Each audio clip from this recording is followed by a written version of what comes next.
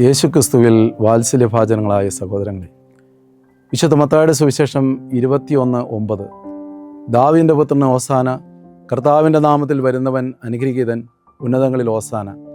കഴുതപ്പുറത്തേറി വരുന്നവനെ, കർത്താവെ ഞങ്ങളെ രക്ഷിക്കണമേ എന്ന അർത്ഥം വരുന്ന ഓശാന വിളികളോടെ എതിരേൽക്കുക. പിള്ളക്കൊച്ചു കൊണ്ട് പൊതിഞ്ഞ് പുൽത്തൊട്ടിയിൽ കിടക്കുന്നവനെ രക്ഷകനായി കണ്ട് ആരാധിക്കുക.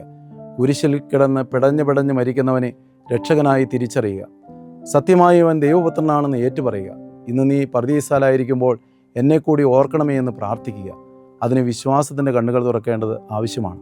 അതിന് അഭിഷേകം ചെയ്യപ്പെട്ട കാഴ്ച ആവശ്യമാണ്. ഒരു ദർശനമല്ലെങ്കിൽ ഉൾക്കാഴ്ച ആവശ്യമാണ്.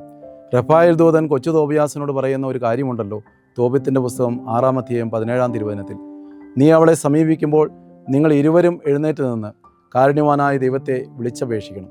അവിടുന്ന് നിങ്ങളെ രക്ഷിക്കുകയും നിങ്ങളോട് കരുണ കാണിക്കുകയും ചെയ്യും. നീ പേടിക്കേണ്ട, അനാദി മുതലേ അവൾ നിനക്കായി നിശ്ചയിക്കപ്പെട്ടവളാണ്. നീ അവളെ രക്ഷിക്കും, അവൾ നിന്നോടുകൂടെ വരികയും ചെയ്യും. യേശു നമ്മോട് ആവശ്യപ്പെടുന്നുണ്ട് വിശുദ്ധ ലൂക്കായുടെ സുവിശേഷം 19:31 നിങ്ങളതിനെ അഴിക്കുന്നത് എന്തിനെന്ന് ആരെങ്കിലും ചോദിച്ചാൽ കർത്താവിന് അതിനെക്കൊണ്ട് ആവശ്യമുണ്ടെന്ന് പറയുക. കർത്താവിന് മറ്റുള്ളവരെ രക്ഷിക്കുവാനുള്ള, അവരുടെ ജീവിതത്തിലേക്ക് കടന്നു ചെന്ന് അവരെ വിശുദ്ധീകരിക്കുവാനുള്ള വാഹനങ്ങളായി, ഉപകരണങ്ങളായി നമ്മൾ മാറണമെന്ന് അവിടുന്ന് ആവശ്യപ്പെടുന്നുണ്ട്.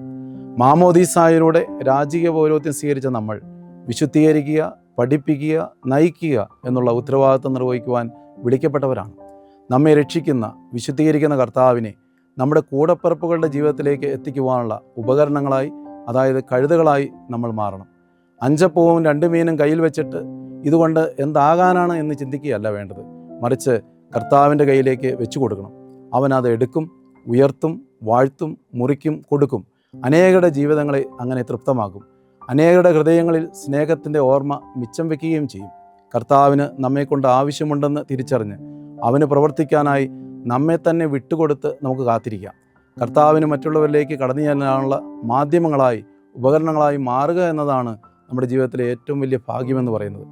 പരിശുദ്ധ അമ്മയെപ്പോലെ രക്ഷകന് കടന്നു വരുവാനുള്ള മാധ്യമങ്ങളായി നമുക്ക് മാറാം. എലിസബത്തിനെ പോലെ കർത്താവിന് വഴിയൊരുക്കുവാനുള്ള അവൻ്റെ അമ്മയായി നമുക്ക് മാറാം.